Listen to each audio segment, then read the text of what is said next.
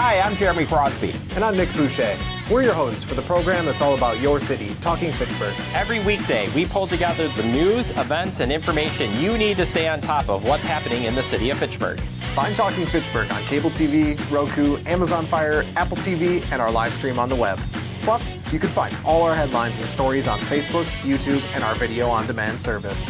This is your city. Keep up with Talking Fitchburg and the issues affecting you and your neighbors. Want to know what's happening in your city? Get Notify Me messages from the City of Fitchburg. Visit fitchburgwi.gov on your computer or mobile device and select the big Notify Me button on the left. Enter your email and/or phone number, whichever is best for you to get notifications.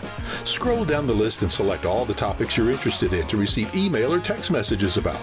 You'll be notified every time one of your topics is updated. Sign up for Notify Me, one more way to keep up with your Fitchburg government.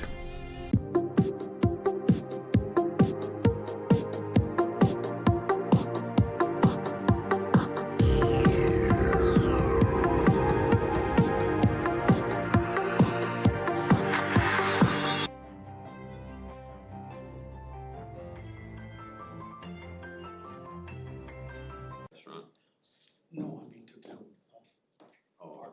Oh. At least that's what they told the planning commission. All right. In the long run. It is 7:30. I'll call this meeting of the High School Pedestrian Commission to order. The first item on our agenda is approval of minutes. We have minutes from our May 6, 2026 meeting. Those are included in your packet. Motion approved. Motion approved. Second. Kelly seconds. Any discussion on the minutes? Seeing none, all those in favor signify by saying aye. Aye. Aye. Those opposed, nay. Minutes are approved.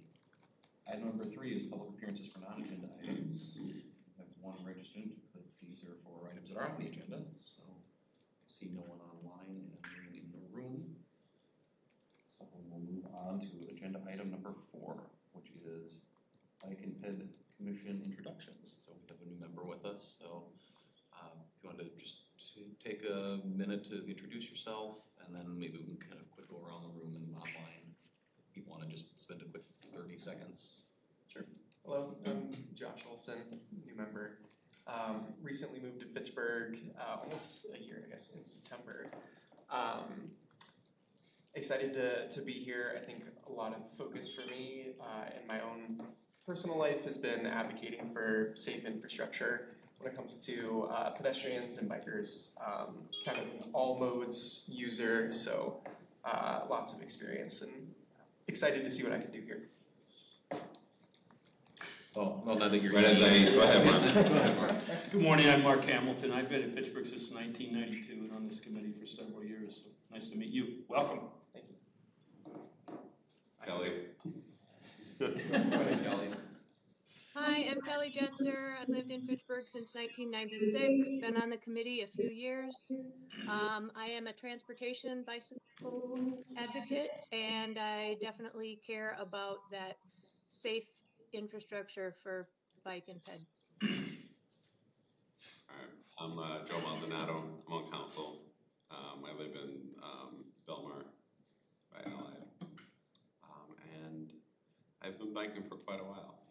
Steve put me on this committee when it started, so I've done winter biking, don't do it anymore, but I also walk everywhere, and I have children, so I care about safe infrastructure. We've met with Andy Potts, so the chair of the commission, former alder, avid recreational cyclist and year-round bike commuter, also do winter bike commuting, got the scars to prove it, and also have 2 kids and very interested just about safety. Yeah, Phil Groupie, I'm the sustainability specialist. Been with the city for, I guess in August it'll be 7 years. Been a staff in the bike committee that whole time, now the Bike and Ped Commission. Yeah, I do a lot of recreational cycling. Also have a couple kids that are getting into it with their little Strider bikes, so. Which would be a nice segue for later in the program when the inventor of Strider bikes will be joining us. I know, Steve, you've met too. Yes, we've met at the Transportation Commission, but for the myriad of people who will watch this online later, Steve Arnold, since in the city since 94, on the council and former mayor, representing Bike Fitchburg and the Wisconsin Bike Fed. I should just add one thing in since he's not here. So I don't do all the biking stuff for staff in the city. We have a transportation engineer who handles most of the infrastructure side of things. Bill, do you want me to introduce myself? Ross, you're here. Yeah, we couldn't see you. Hi, Ross. You should go to the gallery. Yeah, we've met before since you came to Transportation and Transit, but I'm Ross Kaler. I'm the transportation engineer for the city. Been with the city for about 3.5 years, and I handle all of the infrastructure stuff that kind of comes out of this commission. Phil and I kind of split that stuff in sort of planning and infrastructure is a good way to think about it. So any traffic safety, road stuff, that's also me. So welcome aboard. Thank you. Now that we've had Hey, good morning, Josh. Josh, this is Jim Denham. I'm also a member of the Bicycle and Pedestrian Commission. Kind of here to look at the pedestrian side of things. I've been a Fitchburg resident for about 8 years and really focused on the pedestrian access, making sure people have safe places to walk. But I also wish everybody, it is actually World Bike Day. So happy World Bike Day, everyone. And Josh, welcome. Thank you. Awesome. Hey, Josh. I'm Brandon Haas. I'm a lifelong Fitchburg resident and been on the commission here for the last year or so. Yeah, like I said, being a lifelong Fitchburg resident, I've always appreciated the kind of position Fitchburg had on bicycle infrastructure and pedestrian infrastructure. I'm definitely a trailblazer in the space, and especially now with B-Cycle, we're kind of on the bleeding edge of that in the region, which is awesome to see. So I'm an avid recreational biker, starting to commute a little bit more as well, which has been fun. And yeah, just look forward to having you here. Apologies to those online. Our Zoom was set up so we could only see Kelly, and now we realize we have a full house. That's good to know. Okay, I want to move on to item 4B, which is public works projects impacting the bike and ped network. Over to Ross and or Phil.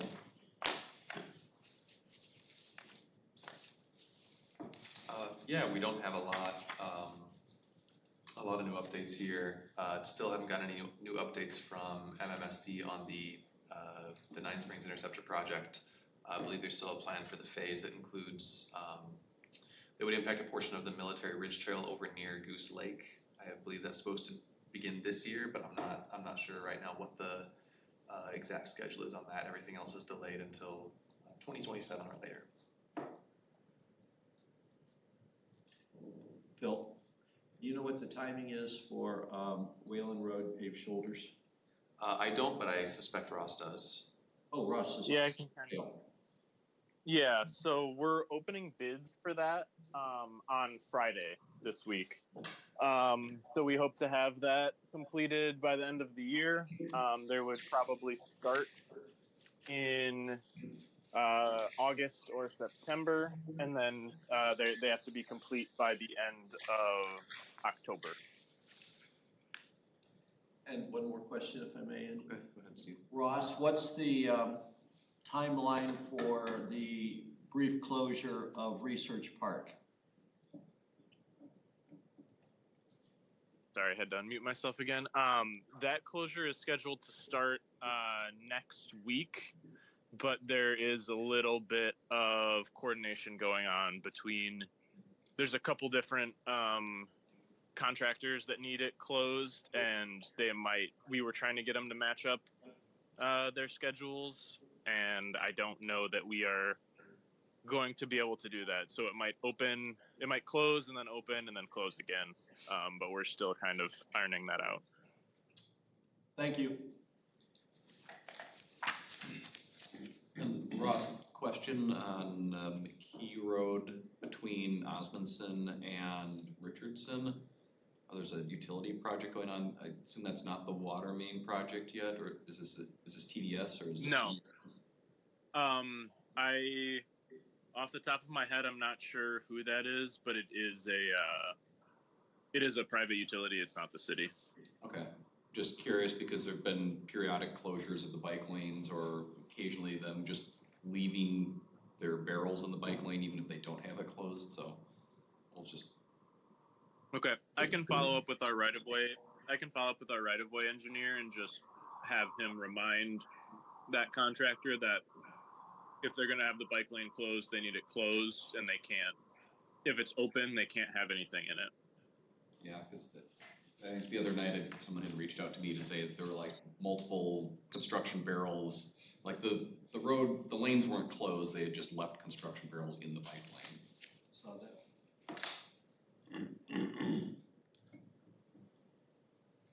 And then Ross, you had one more thing on I guess just that Ross mentioned TTC's reviewing new traffic impact analysis guidelines at their July 9 meeting. So I think if you're looking to learn about that or provide input, you can attend that July 9th TTC meeting. Was there anything else on that, Ross, or just that alert? No. So this July 9th TTC meeting, I'm going to be looking for kind of comments on these guidelines. We're still going through the staff review process for them. But they're going to come to TTC on the 9th this month for discussion and comments. And then they're going to come to TTC hopefully next month again as an actual agenda item. And that will be where we're voting on it. So my goal is to get comments at this first meeting and incorporate those before we get into the actual approval process. So. I'm sorry, what was the date of that first meeting? June 9th. Steve, is that right? Checking. June 11th is the. June 11th, sorry. And then July 9th, I believe. Great, thank you.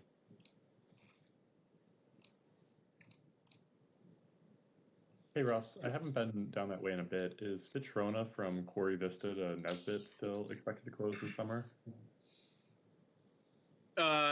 It is.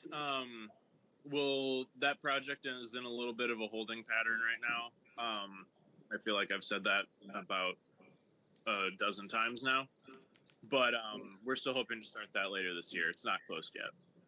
And do you know if the detour is expected to just be Seminole to McKee as kind of the posted detour, or still to be determined?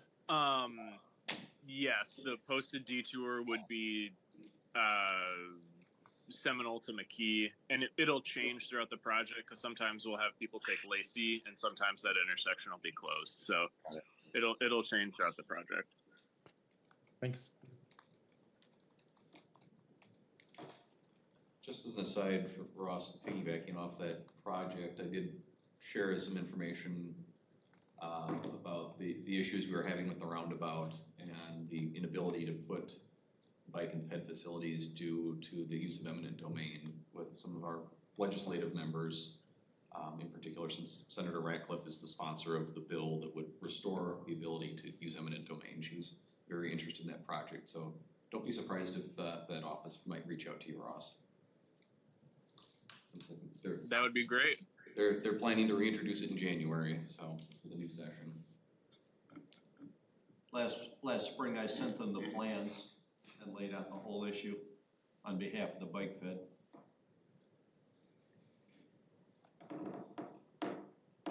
Okay, are there any other questions for Ross or Phil? Okay, move on to item 4C, which is biking on sidewalks ordinance development. And so we had a discussion, fairly lengthy discussion last time about this item. Just to recap, so under Wisconsin statute, you cannot ride a bicycle on a sidewalk unless the local municipality passes an ordinance allowing that. So based on the discussions we had here and kind of where I thought people were headed, I tried to just take a crack at drafting something up. So this would still need to go through legal. This is just my attempt at trying to word wordsmith this. But did at least want to get something out there that we could take a look at and see if this is generally in keeping with what the commission was interested in. And actually also note we did have a registrant on this item, sorry Steve, so I'll actually, since we have a member of the public who wish to testify, go ahead and turn it over to you. As a term sheet for the legal part, I think that this is good. The one thing that I mentioned last month that I thought maybe could be incorporated is on the legal side, I didn't know if we wanted people riding on sidewalks when there were proper facilities. So 25 miles an hour or less, 30 miles an hour or less in bike lanes, 35 miles an hour or less and buffered bike lanes. So matter of opinion and would make it harder to explain, and I understand that. The other thing I'd like to see that maybe isn't in the term sheet is a discouragement from riding on the sidewalk. It could take the form of something like, you know, we recognize that sometimes it's not safe except to ride on the sidewalk, but in general, riding on the sidewalk is not safe, and therefore people should. The city recommends that you ride on street with a bicycle. It's almost like a legislative finding type of approach of like preface to the. Yeah, I preface don't of like know what the language should be. Yeah. And I know that we try to avoid encouraging or discouraging. But, you know, there's the should, shall differentiation. I agree with Steve's second suggestion. I think the first is too complicated for people. I like the suggestions as written.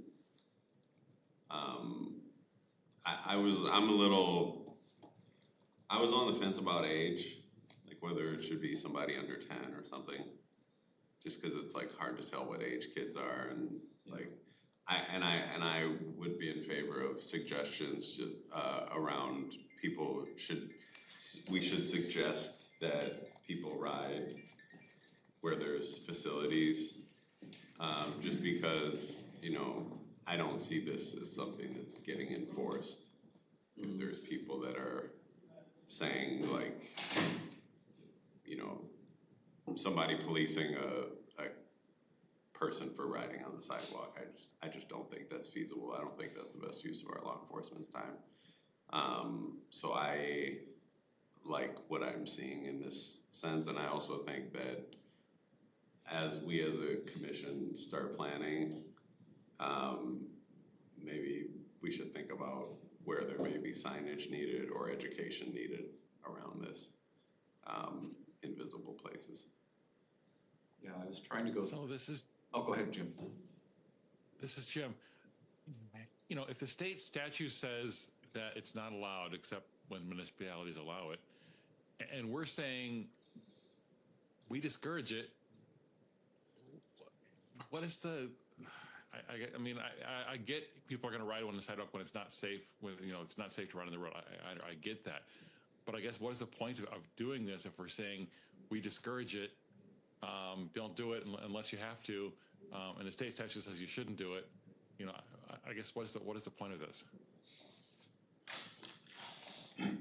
So, Steve can probably do it more succinctly than me. One of the reasons for this kind of thing is to avoid pretextual policing. It's not something that we think our department does, but it has been in some jurisdictions a way to harass minorities or homeless people. So that's one reason that to do it. I'd say it can become the selective enforcement issue of, even in talking with the PD, that their comment is, well, we don't really enforce it unless there's an incident. And so it's like, so we're not going to enforce it unless somebody complains about it, and then we're gonna target this one person for it. Then it also does help to close a legal loophole if you were to have any type of legal matter where somebody was biking on the sidewalk and involved in any kind of an incident. It makes a difference whether they were legally allowed to be there or not, just in terms of how that dispute may play out. Certainly there are a lot of safe options for biking in Fitchburg, but there are some major throughways that don't really have adequate bike infrastructure, and so making it clear in our ordinances that it is a legal option to be there, I think is important. Ideally, it's getting safe bike infrastructure in all those locations, but that is a larger effort, takes more time, funding. So at least until we're in that ideal situation, this kind of helps to close that, kind of fill in that gap.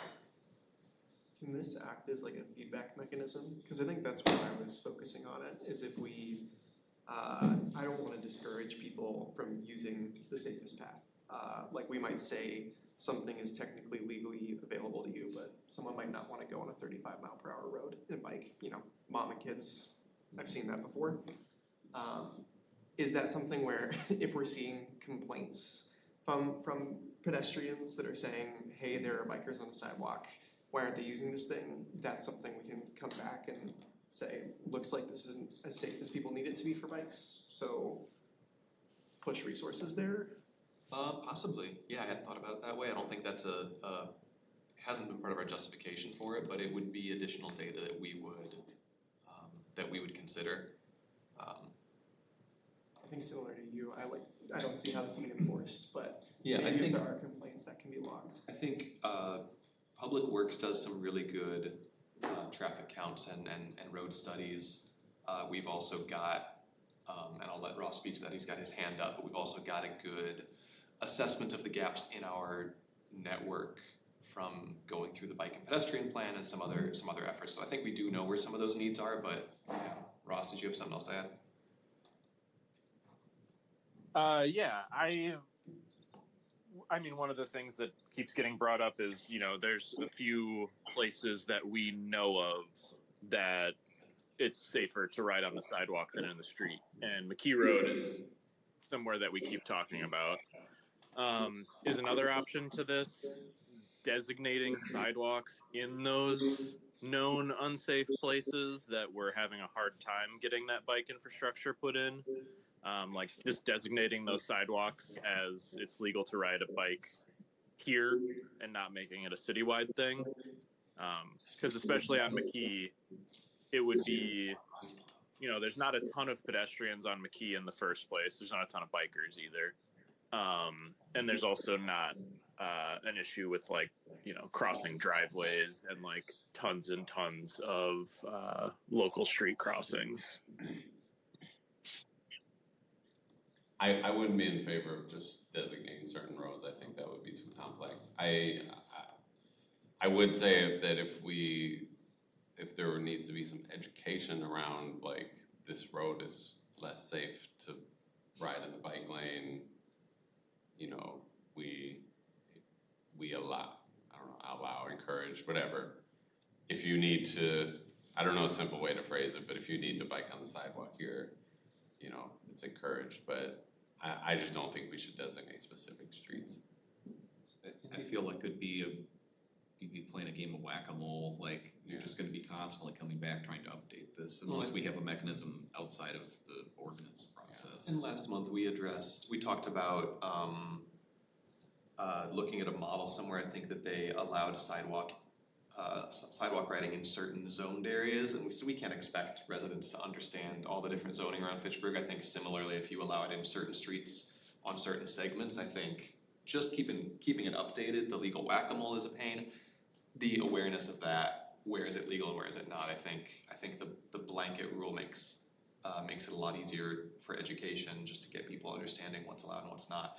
Finding a different solution makes sense to me. I agree, Ross, but I think in terms of just cleanliness and easy to implement and educate, this probably is better. And who all did you talk to in this? You talked to some alders and the mayor and city leadership? Yep. Okay.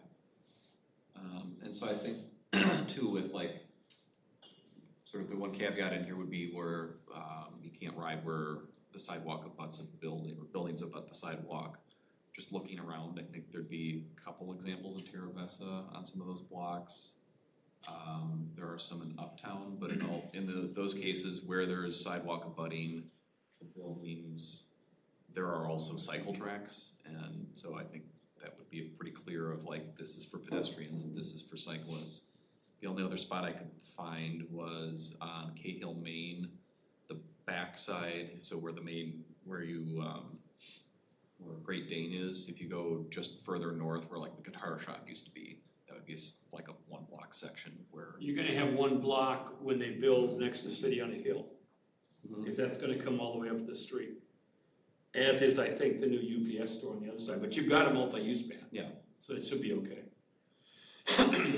It's, sorry, I have something in my throat I can't clear. I don't know if it makes it more confusing or if it kind of addresses Steve's second point on making it clear that sidewalk riding is the first preferred option. Could there be a clause in the ordinance that says something along the lines of, cyclists should use available biking infrastructure where available? It doesn't create a must, a shall, but like have a clause in here that essentially encourages cyclists to seek other options before riding on the sidewalk, and that would kind of, I don't know if that's too wishy-washy for ordinance language, but I wonder if there's some way to just put the first or second clause in there that, it doesn't have to be like the finding of the city is that cycling on sidewalks is not ideal, but actually have it as one of the statements where it's not a requirement, but at least making it clear that the priority is to use existing bike infrastructure and then just kind of fall back on this where you can't. And that would take a little bit more wordsmithing, I'm sure. It would go. Yeah, I'd be in favor of that, Bill. I think that sends the right message to the pedestrian community as well, that it's like, we're not just saying sidewalks are now 100% geared towards bikes. That should in there, I think, clears it up, at least to me. I just don't know if it would make sense just in terms of the general structuring of ordinances, if that would be kind of in keeping with standard practice. Sounds like a Valerie problem. Yeah. She can solve. That would go up in that prefatory clause about you could amplify it at that point, subject to the following. I've accumulated 2 points. One of them is that number 3, we did talk about the fact last month, I mentioned that smart code zoning requires parking to be screened, and if it's in the first layer. And so I think we should say where a building, fence, or hedge abuts the sidewalk, because they provide the same hazards as a building.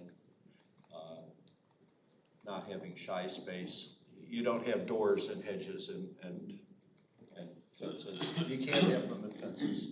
The other thing I wanted to say is that as a public works mitigation, when you have a default of people can ride on sidewalks but shouldn't, and people, then your interventions are that where there's a sidewalk, so there's a huge barrier to bike traffic of the Verona Road.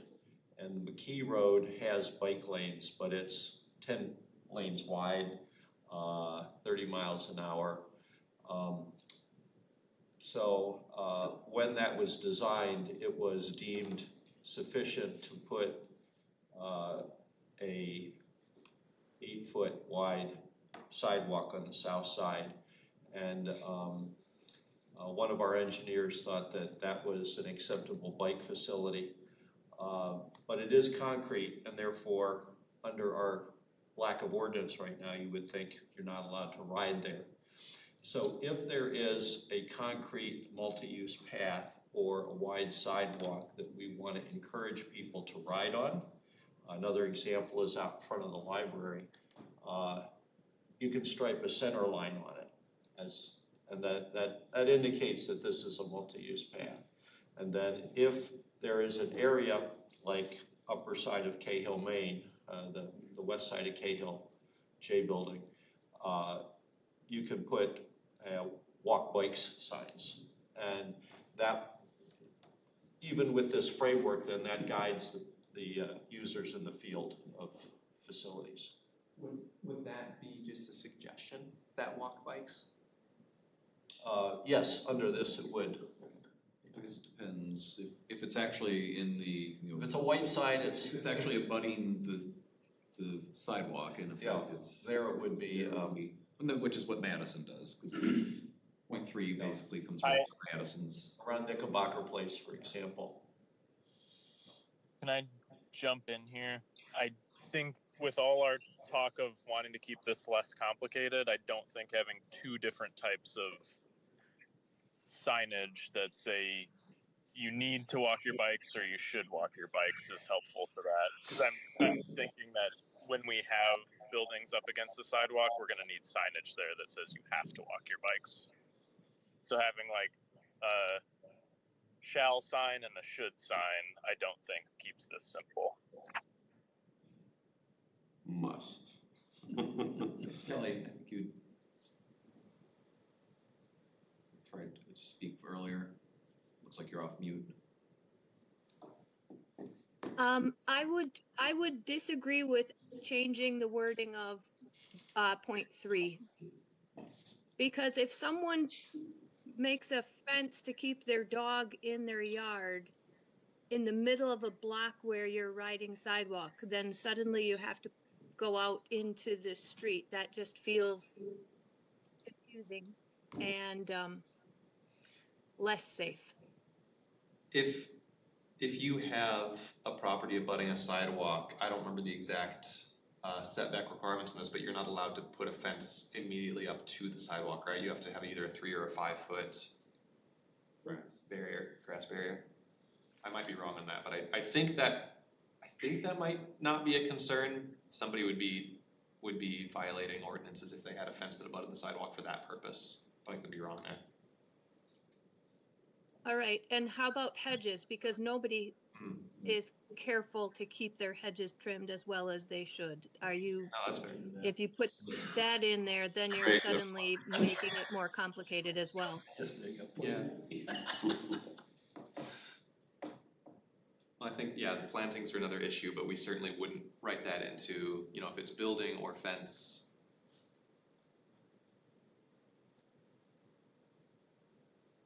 Or is that, Steve, you had said building, fence, or hedge?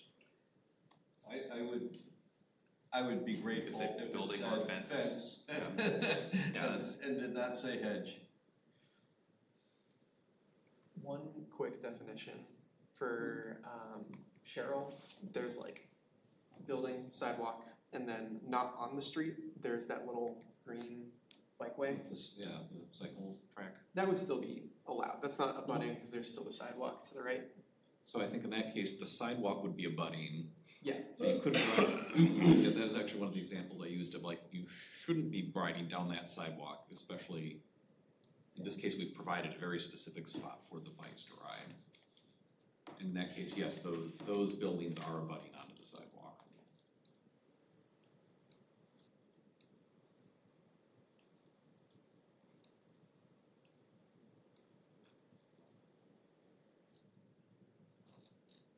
Any other discussion? I don't know, this really isn't an action item, this is just kind of a collective nodding of the head. So. Yeah, and then I think the question is what would be the next step in this process? Yeah, so in talking through with Chad and Adam, I think the idea was once we came up with something, we could send that back up to legal to. Then we start working on crafting ordinance. Like an actual ordinance that have the attorneys do that, as opposed to just me. Okay. Andy, whatever you do, I think go back to what Joe said. It's got to be understandable, clear, and enforceable. And I think most of that's in there. I mean, I think it's just about ready to go with some minor changes, but we got it, we're either on the board or off the board. And Yeah. I think we gotta get on it. If Madison's doing it, Monona, if you remember, Monona changed theirs. They used to make you ride in Monona Drive years ago, and then they let it go through and they redesigned their bike loops, so. I think we need to do this. Yeah, and I will say, just having gone through and looked at all the ordinances in Dane County, we're one of like 4 communities that doesn't allow it. Most of them, in some way, shape, or form do allow it. Yeah, I think this should go through to our attorney to review with some of the changes that were suggested.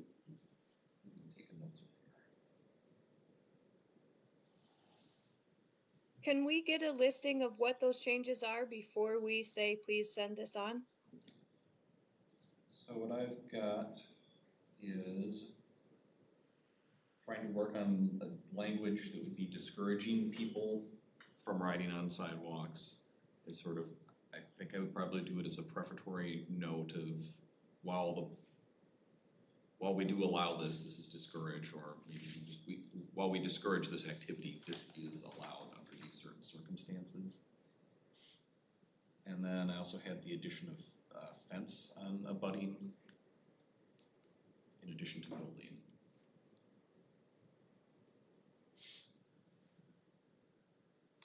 There was something about motor vehicle device. I'm only thinking about this because of a neighbor. What about those like toy cars that kids sometimes will use? Is that a motor device? So I have to go look. They are addressed in state statute. They're in like a different section from bicycles. You talking about the little Tonka trucks that the kids drive? Yeah. That's a legal class. Sometimes they do have a battery-powered motor, and so yeah, you'd have to have some kind of restriction on that. So there's a class called play devices that, like, if it doesn't fall into, this is a bicycle, this is a car, this is a motor, like, it's sort of like anything else generally just gets lumped into this broad category of play devices, which are which are just generally just not allowed on public property. Oh, again, not enforced, but first I learned that. Oh, okay. I'll leave that be. So if you see a Fitchburg PD with a little Barbie Jeep pulled over, no, don't do that. Just one point of clarification. Was it discourage riders from using sidewalks or encourage riders to use bike facilities? I would have encourage riders to use available bike facilities. I like that language better. Kelly, is that amenable to you? I like that. Okay. Yeah, and I'm wondering could you show the initial language again? The screen share for those of us at home is blank right now. There we go. What if right before it says bicycles may be operated on sidewalks, what if we just started with something that said, while sidewalks are pedestrian infrastructure, comma, bicycles may be operated on sidewalks, blah, blah, blah. So just a phrase before bicycles may be operated on sidewalks. Yeah, that's where I was planning to add it. Steve? I think that the finding that you say should say something specifically about safety, that it's safer for bicyclists and pedestrians when bicyclists do not use the sidewalk. Some aspect of safety should come in there. You may also want to talk about convenience. I always talk about, even with multi-use paths, when you're on the multi-use path, every driveway is a conflict point, every intersection is a stop sign. If you're on the adjacent bike lane, you have none of that. It's much better for throughput.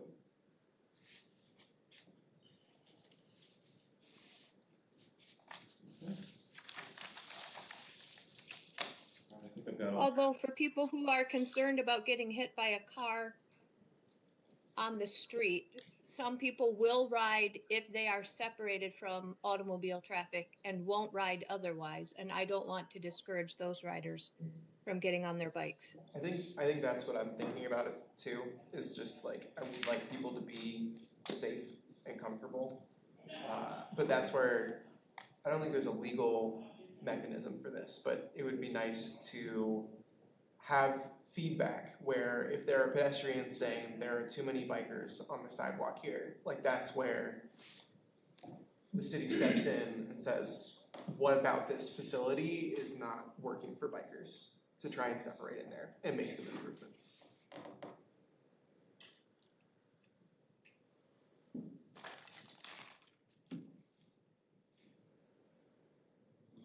Anything further on this? Does anyone have any data about how many complaints there have been about bicycles on sidewalks in the city? Kelly, I could give you some anecdotal comments from some of the bike safety rodeos and bike giveaways we've had. Is people will come over and you see 4- and 5-year-olds riding the sidewalk, and I even had the police officer that was there saying, we're not gonna stop this. We don't want them riding in the streets. So I think it's back to Josh's point about safety, and I don't think we have a problem. Now, I'm giving you my opinion only, but I didn't get a sense that folks were really concerned that. And folks didn't even know you couldn't ride on sidewalks. That's the other piece. And when you cross into Madison from here, you get a little sign, but people aren't gonna think, well, I can ride the sidewalk there and now I can't, so. I'm not here, I haven't heard anything. How's that sound? Yeah, I haven't. I haven't either, so that's why I was wondering whether there are other people hearing a lot of complaints. I can certainly reach out to the police department just to see if when in talking previously with them, it sounded like it's definitely not on their radar of things to be enforcing, but I've never heard anything come through any channels that I'm on. The complaints come from traffic geeks like us who know that it's illegal.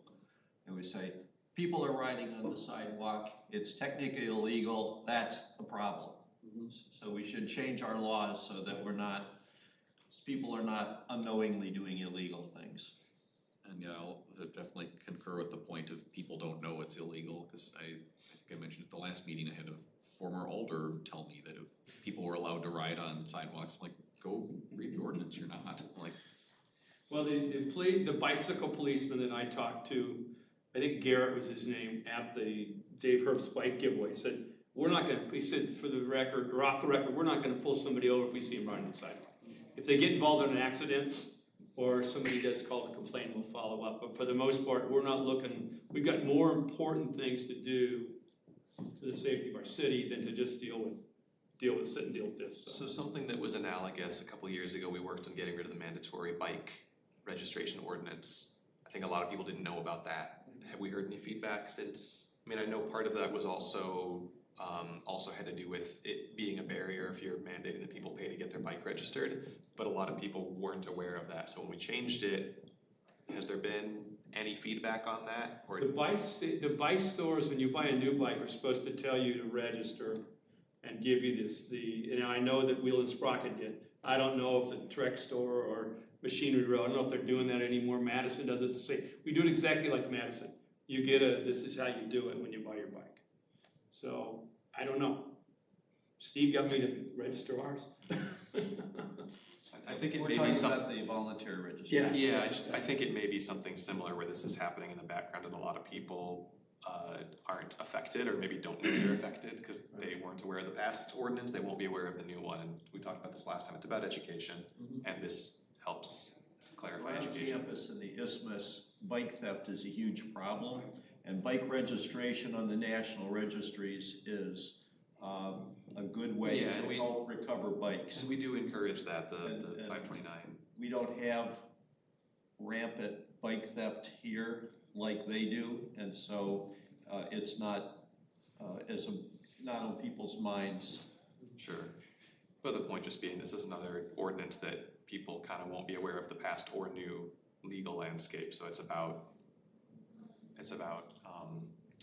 just closing an existing gap and making things easier, kind of bureaucratically, I guess. If people move to the city and look at the bicycle page to see what they have to do, it refers them to those voluntary registries. Last question, is there any kind of idea of what low rate of speed is? That is not defined. That came from the Village of Oregon. I guess we could reach out to them to see if they have any experience with that. I think we were I was intentionally leaving it vague. Yeah. I think about the one person that looks at these sets of rules and says, I'm gonna try and push them to the absolute limit. 28 miles per hour on my class 3 e-bike is a low rate of speed by definition. And it's like, can we do anything about that? Probably not, but. I think low rate makes more sense than Actually defining it. Than saying, well, yeah, defining it would be difficult. Saying safe rate of speed is actually probably more open to interpretation. That was the first word that came into my head was, what if we said a safe rate of speed? Well, if someone says I can bike safely at 25, that's an issue. I think on a bike, it would be hard to argue that 28 is a low rate of speed, given that most cyclists using manual bikes are not going to get theirs up to that for a bike that's pretty rapid. It's context sensitive. Yeah. If you're riding around the downtown Village of Oregon where there's a lot of pedestrians, the safe speed is a lower speed than if you're along McKee Road between Seminole Highway and 40 and Fish Hatchery Road.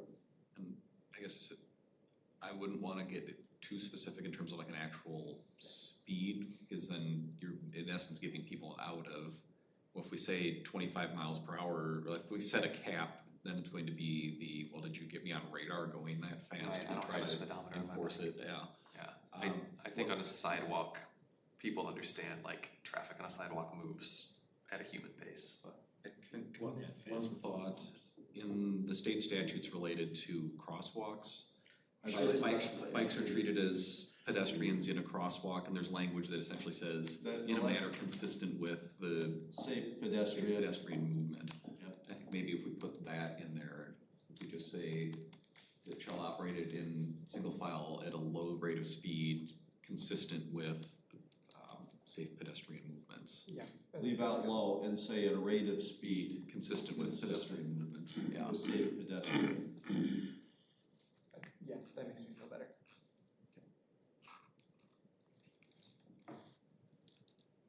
I think rate of speed might be a redundancy.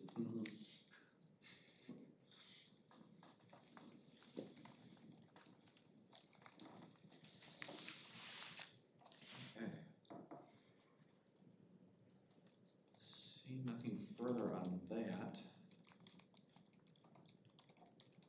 Move on to item 4D. Now I'll go try to make these edits and circle back. I guess probably work with you, Phil, on getting this off to city legal staff. Okay.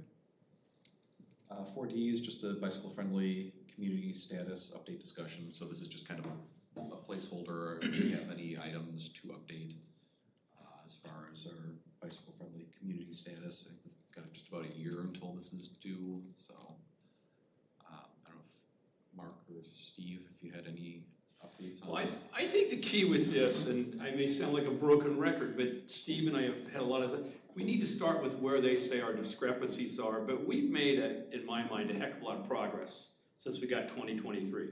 We didn't have bike sharing, we put that thing in last time, and I think all the events that are being coordinated through Bike Fitchburg, through the city, I think we're taking steps to move it up. Now, whether it's enough to move it up, I don't know. But you look at those first couple things. I've talked to Chris Vaughn with the Bike League several times, and I'm not gonna go over what it says in there, but they want you looking at that stuff as you try and move the needle. And I think we got the rest of the year to try and get that needle moved. Isn't it due in a year, Steve? Yep, a year and a week. So, and it took us about 3 months to put it all together. So when you share it with everybody, we want statements with people like Joe and all that kind of thing to put it together. And to say, even something like sidewalks we've addressed, we could say we were different than our colleagues in Madison or other places and we made a change. So the more positive things we could show, we got people like Kay Lum taking a ton of pictures these days, and these folks are taking pictures as well as the chamber. So, I don't know, I think we're moving, I'm optimistic it will get it to gold. We'll see. Steve, you want to add anything different? No, I think that one, we've talked about, I think that we can do a better job actually documenting the amount of work that staff is doing. In addition to Phil, but Ross and police and so on. We can show a higher FTE of city commitment. We have some quick build projects going that will do well. We have they specifically called out 20-mile-an-hour speed limits, and Ross has an idea for one of those. We have more bicycle-friendly businesses recruited and current. I'll make a report on that at the end. The one thing that I would ask the committee's support would be for the Ordinance to designate our multi-use path system as the Fitchburg Greenway system and get to work master planning it. We do have some gaps identified that Ross put into the CIP for future consideration. So council approved that so staff can work on them. So that's another thing that we'll be able to point to. We'll be this winter when we can't bike as much will be the time that we're working a lot on tabulating the lane miles of different facilities and stuff like that. And we get the MPO's help on that. We still need the mode, we still need better numbers on the trails of the county. They want to know what % of the people are riding to work, what % of the people are male and female, and of course we don't differentiate that, so we have to have best estimated. So that's a weakness I think we have to figure out how we're going to sell it to the bike. How do other cities? We can get those splits from the census. The issue that we have is that the census data shows that something like 0.7% of Fitchburg residents bike because they ask about your primary mode of transportation for commuting.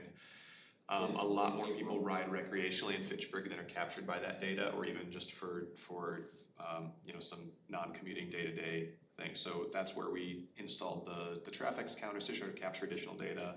When we submitted that in the last cycle, it didn't seem to sway the bike league at all. So I'm not sure exactly what kind of supplemental data they'd be looking for, because we kind of got the impression from them that that was going to impact how they viewed our ridership figure, and it ultimately did not. And I would suggest a conference call with the bike league now. Yeah. I wouldn't wait. Yeah. I mean, I would get on this now, because that was a weakness that was identified. And again, having this Chris Vaughn, who's ridden in Fitchburg, he knows us, been very helpful with bike-friendly businesses. I would think that he would offer some feedback and some suggestions as to what we are or aren't getting. Because I don't have your answer, Joe. That's the key. I don't know. I mean, Madison has a system that's very comprehensive, tied to a company out of Canada, I think. They're out of Canada, and they count. It's over there by Camp Randall and by Monona Terrace. So the eco bikes. The one thing, and I don't know exactly what this would look like, who would spearhead this effort. The one thing that I think could maybe reasonably be used to amend that ACS survey data would be if Bike Fitchburg, the city, some entity, were to send out a survey to Fitchburg residents and get substantial feedback, and just ask people, hey, what's your demographic? How often do you ride? What do you ride for? And I mean, these surveys are done like with I'm forgetting the name of the other rating system. People for Bikes. So People for Bikes does they do have a voluntary survey for exactly this kind of thing, and I don't remember if they released that with demographic data. They called it the community survey. Yeah. And for the last 2 years, and we should have our new city ratings out any day now, because it's June. But for the last 2 years, they have dropped that, and they only use the bicycle network analysis for the city ratings. So that's the kind of thing, is having a survey that basically replicates the data from the ACS, but asks about more than just commuting. recreational and other cycling, how often per week, per month, per year do you ride? And then we could submit that to the bike league. That's not a small lift, but something like that I think would be, given what we've already tried, what we have available to us. You know, if we wanted to demonstrate that we have not just a lot of cyclists, but a lot of cyclists crossing age and other demographic lines, then that would be the way to do it. We could do another chamber survey. I mean, Angela and her staff were very helpful with Phil and I trying to put that together. We had to analyze it, but they did the logistics for us. I mean, and they've got more members than they had 2-3 years ago. And that was kind of the peak of, or late in the COVID pandemic, and I think we got 40 responses maybe. I'd have to go back and look exactly, but we got about 40 responses from chamber members. But again, this would have been something I would have done during the plan for the bike and ped plan update. I would have done a survey, at least thrown it out there. We threw it out for the trees, we threw it out for the parks, we threw it out for sustainability. We could have thrown that out and said, it could have been a template point. So I think we got time. Let's find out from the bike league what they want. Okay. Do we have state trail pass data? We'd have to reach out to the DNR about that. We do sell some through our... Bought one from City of Fitchburg. There you go. Yeah, so we have data on what we sell, but I don't think we get it from the DNR, so we'd have to ask them. They certainly have it. Because that's demographics too. Yeah, I'll see Sarah Riggleman in like 2 weeks, I think. So will they give it to us by area code? Because 53711, I think, covers, and Joe, correct me if I'm wrong, covers both Madison and Fitchburg. Yeah, it does. But when you register, you have to give your full address, so they would have it narrowed down to just Fitchburg. I'll reach out to DNR, the State Trails Coordinator, to see what data they have. Somebody would have to do a little work to link the names and addresses with demographic data. The problem is that you can buy a trail pass anonymously. Right, you can buy it for someone else. And you take it home and fill it out. And for it to be valid, it has to be filled out, but that data does not go back to DNR. The only time that they would have the data is if you bought it from the DNR online. Right. Which I think is actually a significant share of them, my understanding. My understanding from talking to them is more and more people are buying them online. If I were to amend my query, I think it would be how much of it is online, and then if there's a way to get by location, maybe not demographic data, but just like we've sold X number of passes, and you know the trail stations here within Fitchburg have sold. That's a good passes. Yeah, that's a good point. Yeah, it means Fitchburg is a destination. Yeah. The other thing is that the DNR may have some way that they are using trail pass data to allocate the revenue to facilities. And if they do, that would be interesting. Because... Don't. But maybe not. It would be nice if they did, but they don't. Oh, they don't, okay. But that's an easy thing though. I can reach out to the DNR and just ask them if they have, what data they have on trail passes for Fitchburg, and if there's any kind of demographic linkage or not. Even just getting numbers would be interesting. Go ahead, Kelly. Will our B-cycle numbers help or hurt in this? I mean, because they have a record of how many rides have been taken by bikes that were starting in Fitchburg or ended in Fitchburg, right? 6,000, Kelly. 6,600. And do they think of that as a good number or not so good number? TBD. Yeah, Better than zero. When we compare our numbers to the numbers from the Madison system, most of the Fitchburg stations are on the lower end within the whole network. It makes sense just given the more dispersed population here. You get more ridership where there are more people living nearby. So the Isthmus has all of the highest use stations. I think the checkout numbers from B-Cycle would be worth submitting. I think we could also ask Chris if she could give us registered users within Fitchburg. These are all additional pieces that we can submit to the bike league, and it's kind of up to us to decide how we want to frame them and whether. I think framing might be a comparison to other similar sized municipalities that are highly ranked. Like are there small cities that are gold? Mm-hmm. Yeah, so maybe finding small cities that are gold. And seeing if their rideshare numbers are. But I think this is why we gotta start on this relatively soon to get all this legwork done to have it completed, because every one of these comments are apropos to the planning process. Yeah, if we were to have a conference call, we could have something like, I don't remember if you recall this, Mark, but it was like 5 years ago now, we had a conference call with the Bike League, and they were talking with us about a community in Florida. It's a lot of retirees, and they're a gold or a platinum city. Well, a lot of retirees, their numbers aren't gonna show up strong in the ACS survey. So the question is, what are they using for their, something like that? What ridership numbers do they use? But Not to cut this short, but since we do have a guest with us too, so unless there's anything really pressing, I did want to kind of keep the agenda moving since we do have All Kids Bike with us. I see Ryan has now joined us. There he is. So just a very brief introduction.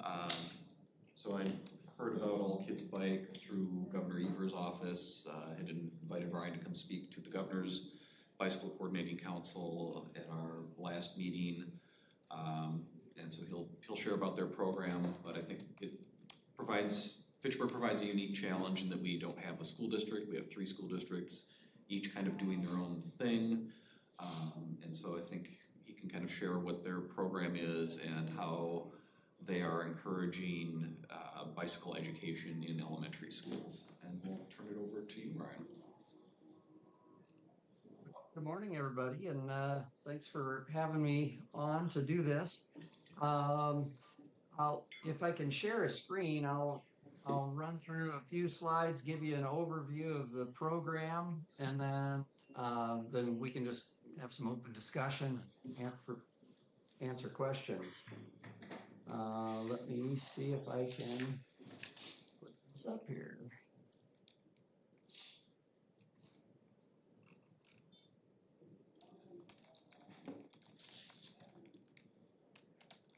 Right. Good. You guys are seeing that now? Yep. Okay. Okay. Well, is everybody familiar with Strider bikes? Yes. First of all. Okay. Sounds good.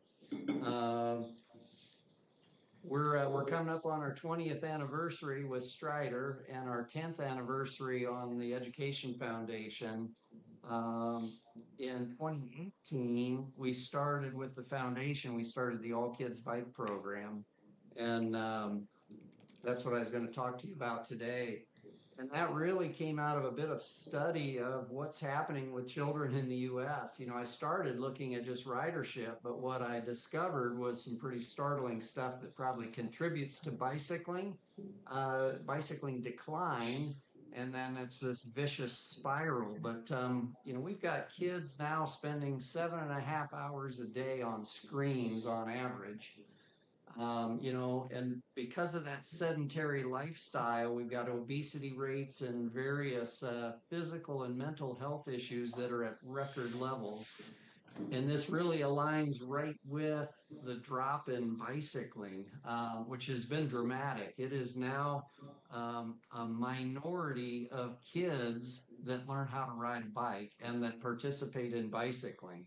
And this has been a slow decline for basically 2 decades, and then it has really accelerated with the with the smartphone, basically, with every kid having a screen available to them. And when you really start looking around, you realize, it's everywhere. You see kids being pushed along in strollers and they're looking at screens. They're not looking at the world around them anymore. Kids in restaurants are looking at screens. They're not participating in any family time or looking around the restaurant or anything. They are really stuck in screens. And, when you go to buy a car, I'm going to get a red Mustang. Well, all of a sudden you see red Mustangs everywhere, and it's kind of like this. When you start really thinking and looking around, you see kids on screens everywhere, and it's getting a little startling. Bottom line is we got to get kids moving. We got to get them engaged in school, talking to their peers, all of that. Get them outside, absorbing sunshine, everything. All of these things that are needs to address this problem kind of come back to, you know, the bicycle being the answer. You know, if you got both hands on the handlebars, you can't be holding a phone.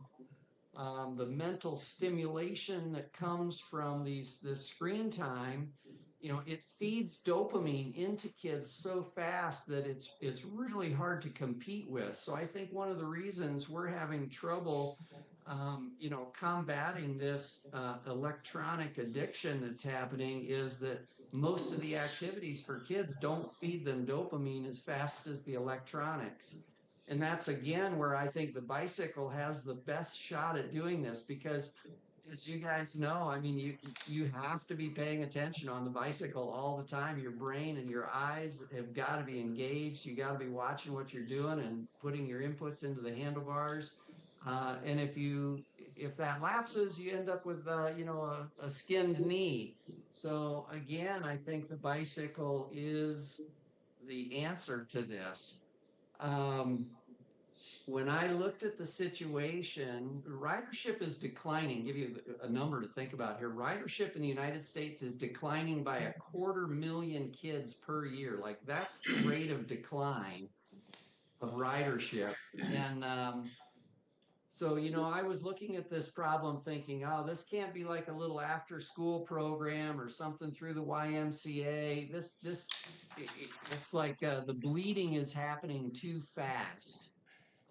We need something that is very powerful, reaches the maximum number of kids in the shortest amount of time and at the youngest age possible. And when I framed the need in that way, it really pointed to the fact we've got to get this into the school system, and we've got to get it into the youngest age possible, really, which is kindergarten. I mean, I love getting kids on bikes much younger than that. But there's no good structured way to do it younger than kindergarten. And now that I've been working in that space, and I realize where the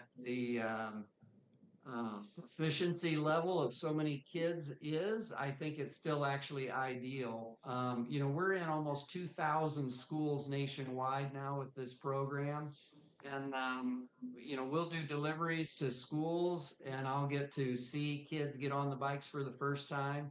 And it's startling to me that we have 5-year-old and 6-year-old kids that struggle to just mount the bike. They don't actually know how to balance on one foot and swing a leg over the seat and get on the bike.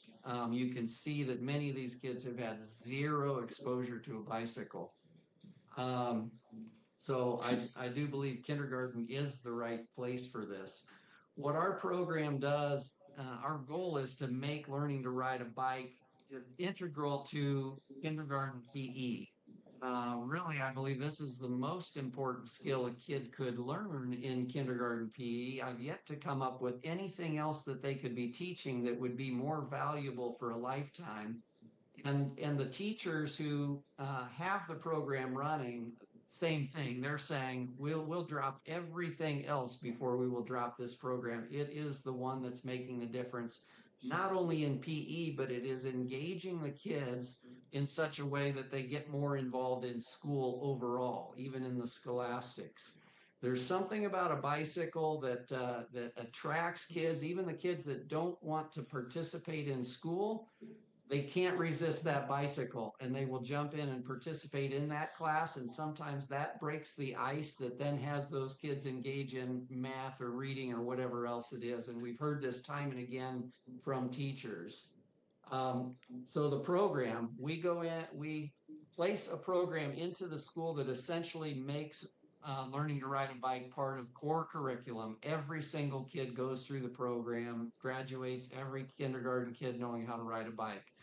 And to scale that, what we do is we train the teachers and provide them with the curriculum they need. We provide all of the equipment they need, bikes specifically built for classroom use, you know, storage racks, everything they need to make it as easy as possible to run in the school, because schools are sometimes hesitant. They're like, oh, we don't have anybody that knows bicycles that well. We don't have anybody who can maintain them. We don't have any place to put them. You know, they have in this mind that they're complicated mountain bikes with shifters and cables, and you know, how a bicycle takes up a bunch of space in your garage and they're imagining, oh my gosh, where are we going to put 24 bicycles? Well, we've handled all of that and made it extremely simple. We've even run into, and this is startling to me, a number of PE teachers who don't know how to ride a bike. And so we've had to, yeah, let that sink in for a minute. PE teachers who don't know how to ride a bike. So before we can get the program in, we have to work with that PE teacher and explain to them, this program assumes nothing. You don't need to know how to ride a bike. We're going to teach you along with the kids. Same curriculum. You'll be riding a bike in a matter of hours, and then you'll be able to teach all these kids how to ride as well. A typical school has 100 kids per year in kindergarten. The program lasts 10 years, really with no additional money going to it. So you're getting 1,000 kids for less than $10,000. It's less than $10 a kid. You're giving them this life skill, really, which unlocks so many benefits, as well as really gives infrastructure ROI to municipalities that have been investing in bike paths and bike lanes and everything else. Let me jump forward one more time here. Let me, if I can play a video here, this will kind of give you, hang on a second, I can slide it.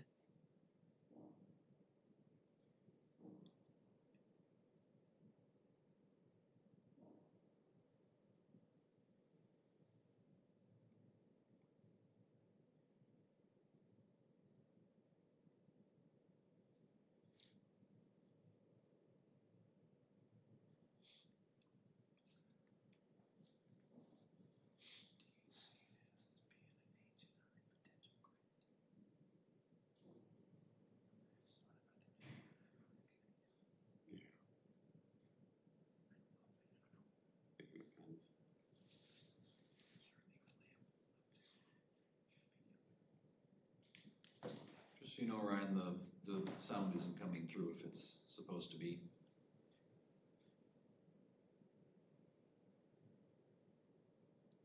We can tell which of the governors. Yes, we can.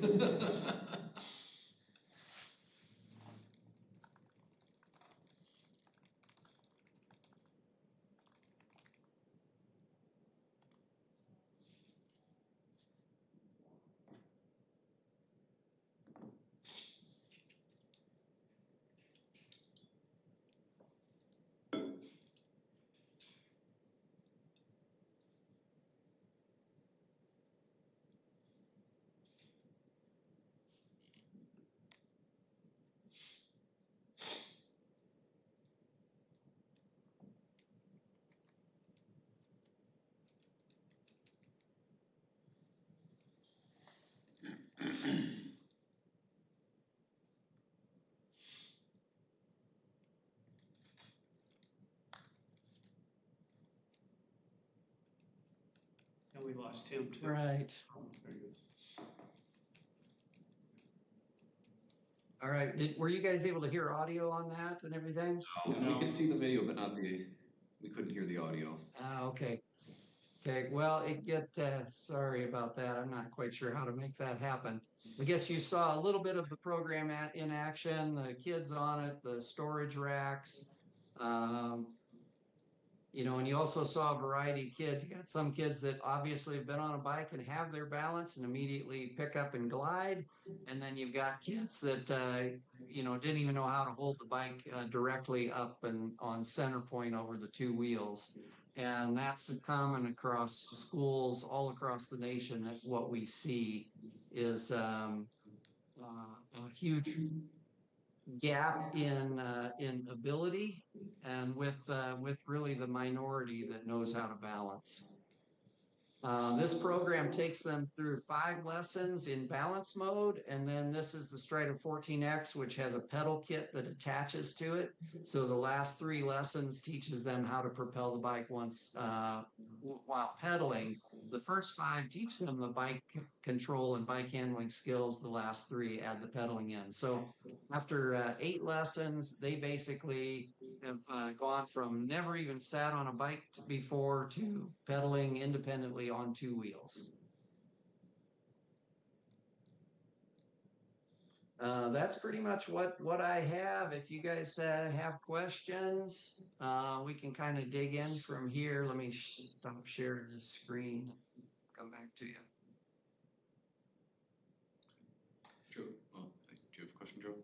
Yeah, so, I mean, it sounds like there's a goal on your end to implement in school districts. Have you done that in like Dane County municipalities, particularly the three that are in Fitchburg? Like, is there, I know my daughter goes to Verona schools and they have a bike curriculum, but she's a fourth grader. Are you in Madison and Oregon schools? We have some in, I don't have the numbers for Wisconsin in front of me. We've got programs all across the state, or all across the nation. I can dig into the 3 districts there, and I don't know if you guys have that information as far as how many elementary schools are in those 3 districts. So there are. Or what? Yeah. Well, so the ones that Fitchburg would be going to, you're talking about maybe like 4 elementary schools? Yeah, So if you can, Eagle. Stoner Prairie, Leopold, Glacier Ridge, or what's the one in Oregon called? Glacier, Glacier something. Forest Edge. There it was, Forest Edge. But that's the 4. Yeah, Ryan, what they're starting to say here, because we've been doing a little bit of work with the Bike League on this, a guy named Sean Koval. Have you connected with him at all? Yeah. Okay. I mean, they're representing, they represent our program now and then. Right. I mean, we're spearheading this. We're the ones driving it. We're trying to work with Leopold, and I think the key is, and my name's Mark Hamilton. I'm on Wisconsin, the Bike Fitchburg as well as this group, and we're trying to figure out how to get the money to pull this together and engage the school. The issue is, these folks are saying is, we got 3 school districts here. And Verona is probably a little bit more ahead than the other 2, but I think finding the money to do it and get them engaged, I think this is a neat thing to try and do, but we've got to get some synergy. I looked at the ones you have across the country trying to recruit money for on your website just now. There's none in Wisconsin, right? At least on the thing I just found. Right. Yeah, I mean, I think one of the where some of this starts is if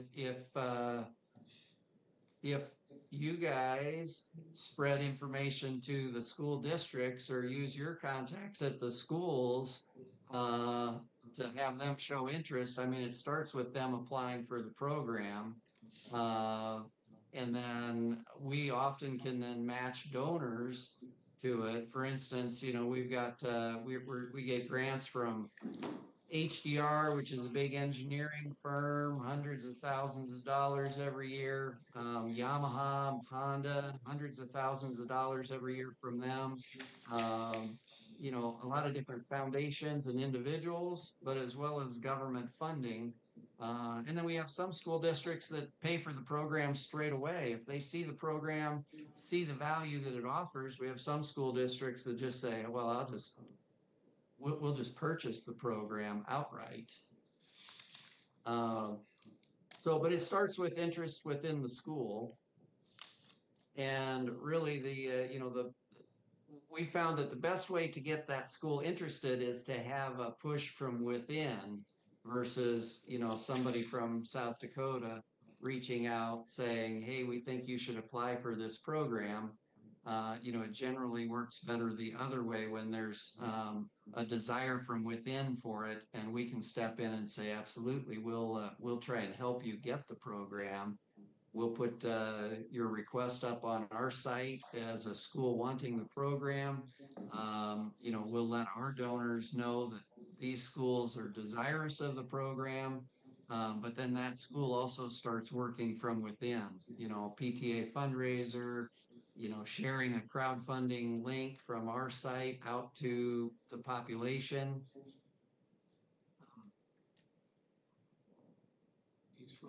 Lots of different ways to get this done. And so, yeah, I guess just kind of my understanding of the lay of the land is, as Joe mentioned, the Verona School District is already using, it's not this system, but it's something very similar. They are using Strider bikes in, I think they're doing K through 5, that they just continue the instruction all the way through. And Mark identified that the big gap is Madison with Leopold, and I believe also Oregon, I don't believe does anything as well. And so I think that's really, so this is an opportunity to try to put them in contact with those school districts. And I know MMSD does have schools, because that's how I found out about this. Was I think the event that you saw Governor U-verse at was at Lowell Elementary in Madison. So I know they operate in the Madison School District. It's really just, I think some of it is a bit of the decentralized nature at times with Madison, and some of the schools kind of do their own thing, and it's really getting in with Leopold and getting them sold on a bike education program. I'll be happy to reach out to Sean Koval, because we've been trying to talk, I've been talking with Leopold. I think this is not the week to reach out to him since it's bike week, but I mean, at least I can get a sense from him, because we've talked a little bit about this in passing, but Sean's job, he's got people that just focus on MMSD in Madison, and I think this would be something we need to let them know now as the curriculum's ending for the year and moving forward.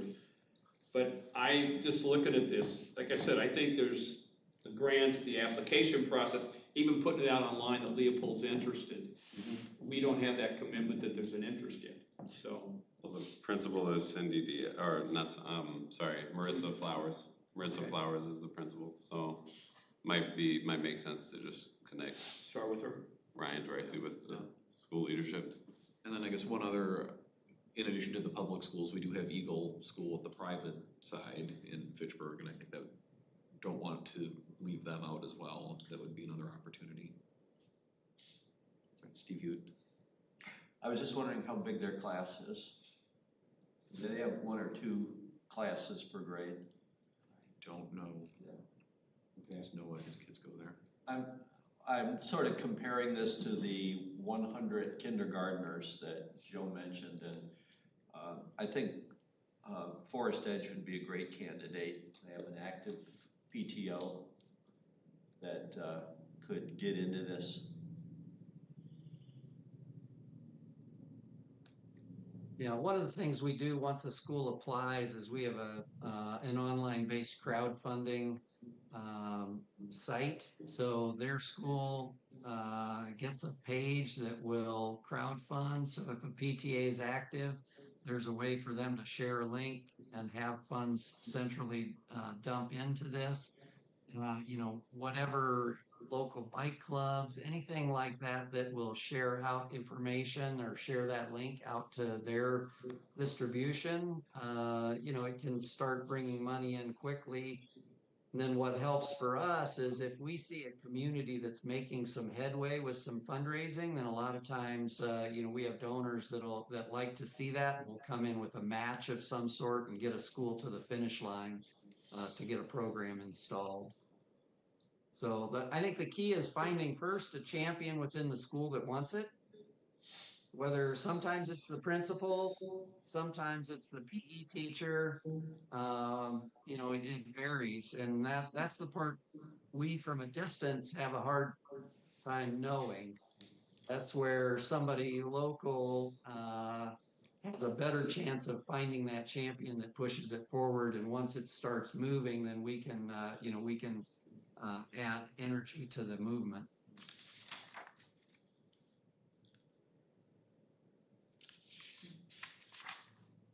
Are there any other questions for Ryan and Steve?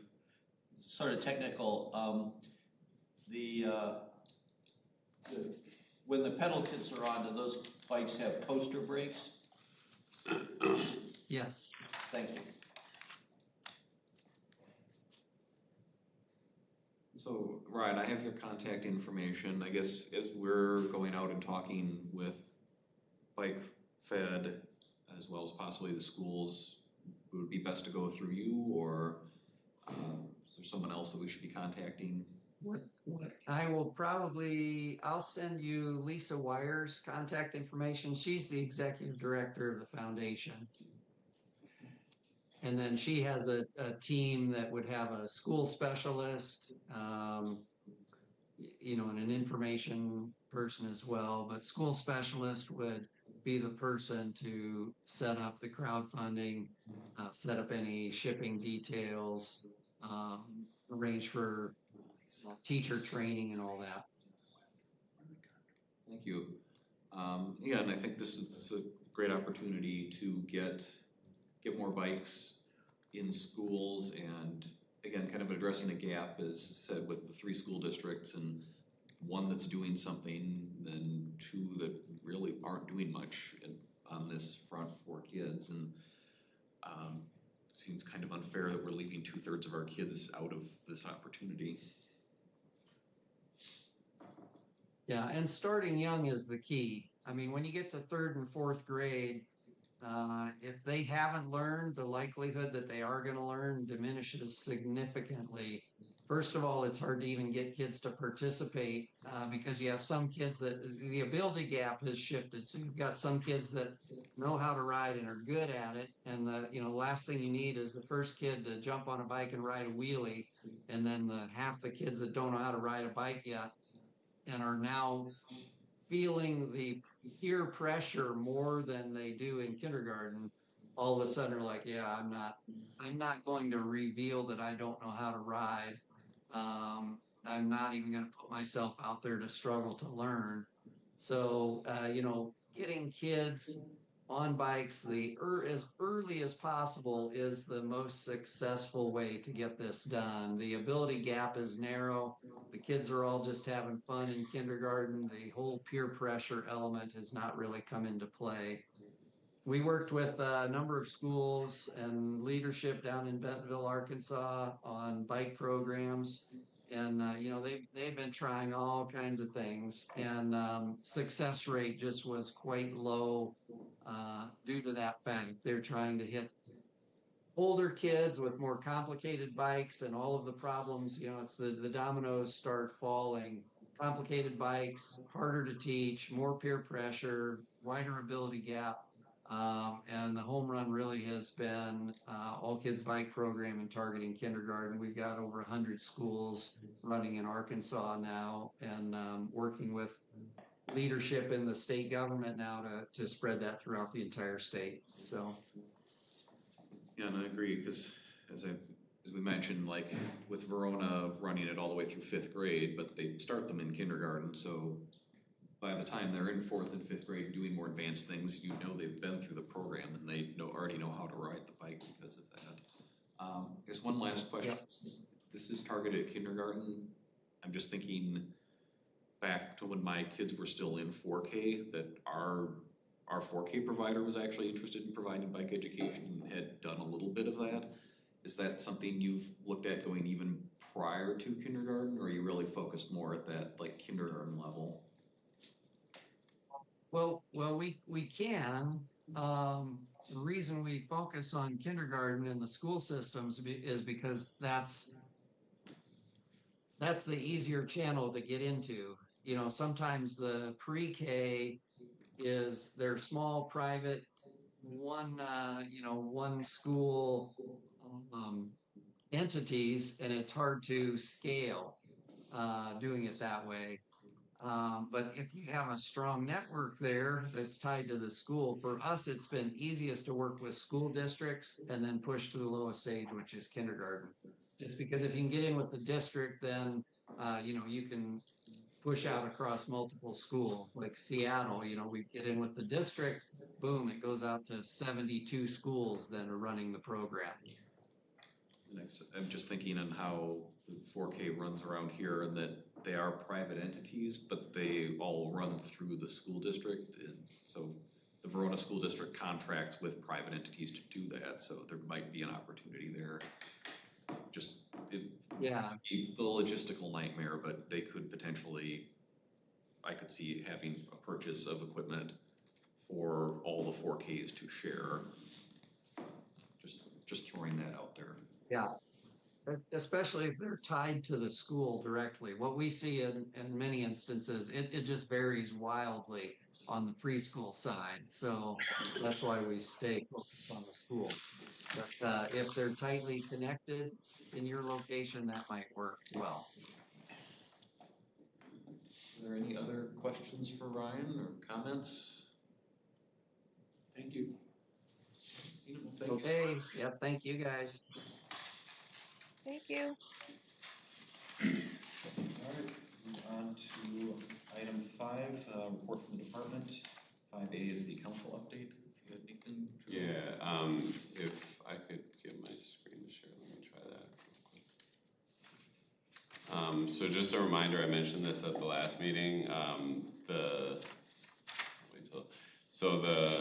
capital improvement plan schedule is up on the screen. Tomorrow, the proposed capital improvement plan by the mayor is going to be released on the city's website. So just heads up to anybody. For those unfamiliar, CIP is kind of our 10-year planning document with kind of our major expenses, projects, things like that. So encourage folks to be able to read it. And if our commission in particular has priorities, let's talk. All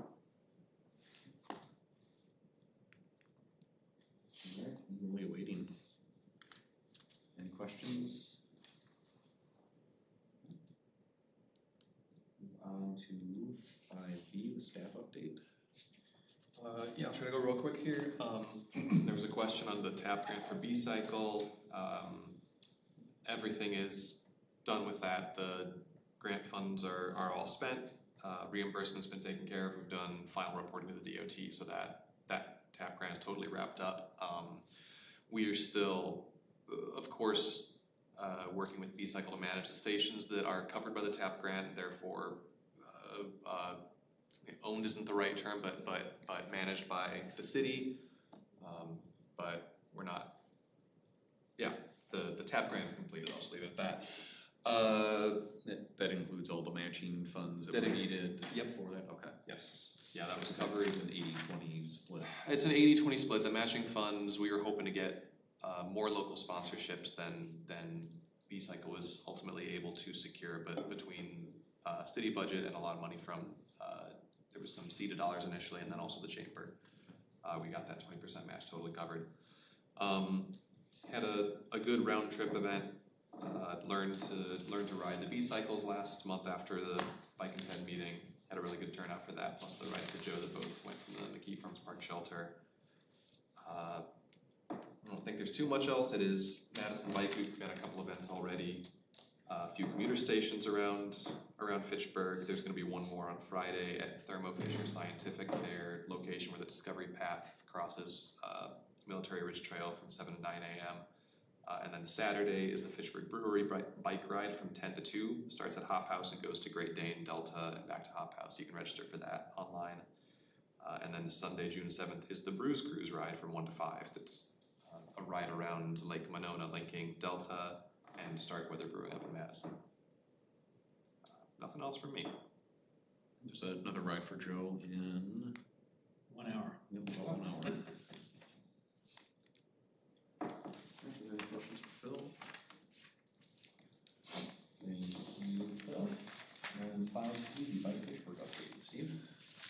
Thank you. So Phil already mentioned our events. Unfortunately, the commuter station that conflicts with this one is Brat Cakes by Saris down at the roundabout, so we're missing that, unfortunately. We have been principally concerned with events at Bike Fitchburg, but I did want to update the committee on a discovery we made. You all know that we have had a campaign to get recruit bicycle-friendly businesses, not only for the plaques that they display, but also because we want them to have good parking, incentives, welcoming atmospheres for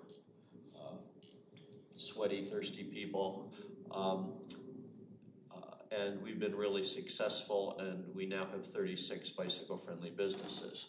What's new is that the Bike League for this round published for the first time in a new format their database that you can sort easily, and they have two new columns. One of them is the year and quarter that the awards were granted, and one was the award status. And there are two statuses, active awardee and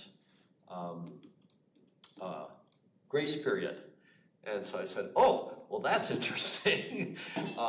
And so it turns out that if you rank the top 11 on the national leaderboard, there's 11 because there's a tie for 10th, that if you rank them by the number of current awardees, Fitchburg is #1 in the country. Tampa, which is the leader, which has triple our number, almost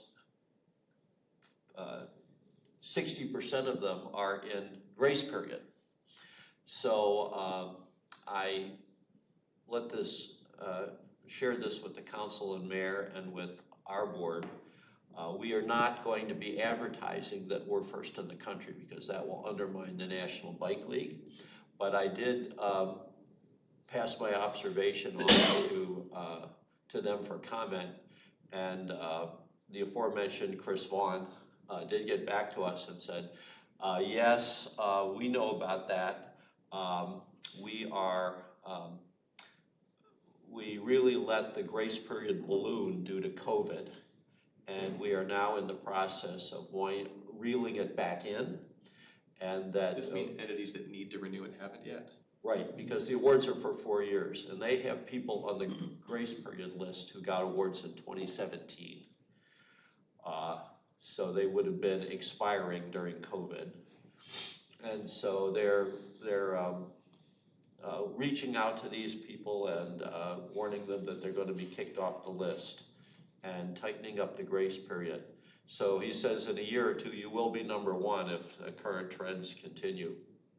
So that's pretty encouraging to us. And tomorrow, let's see, Thursday morning at 2 a.m. is the deadline, and we have about 6 applications in. I believe all of them are renewals because we had a big surge at the outset of our program in 2022. But only Fitchburg and Orlando of the top 11 have all of their awardees are current. The others are in terrible shape. Thank you for your work on this. So thanks to Mark and Steve for keeping on them and making sure they actually get these renewed. Well, we've just divided up the work, and everybody's renewed. That's the key. But you got to sit down with them to get them to renew. So, yeah, we tell a bicycle-friendly business is not a destination; it's a journey. And so we're working with them to try to get them to get a better medal. So we had in our last round 5 were announced. 4 renewals, 2 were already silver, 2 got upgraded from bronze to silver, and Promega came in at silver. So that's our new standard. Silver or better. That's all. Any questions about Bike Fitchburg activities? Thanks for having me.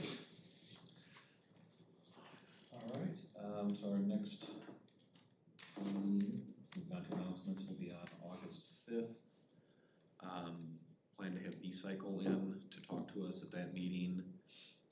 It's also possible that I'll have NICA available at that meeting. That's the National Interscholastic Cycling Association. So that's the middle school and high school age mountain biking group that operates through actually all 3 of our school districts. So talk to representatives of them just to kind of come in, again, kind of getting on this education side of not only kids biking at like the kindergarten level, but what do they do when they hit middle school and high school and actually get into like competitive bike racing, and it's a school function. But if there are no other announcements, we can move on to adjournment. Move to adjourn. Second.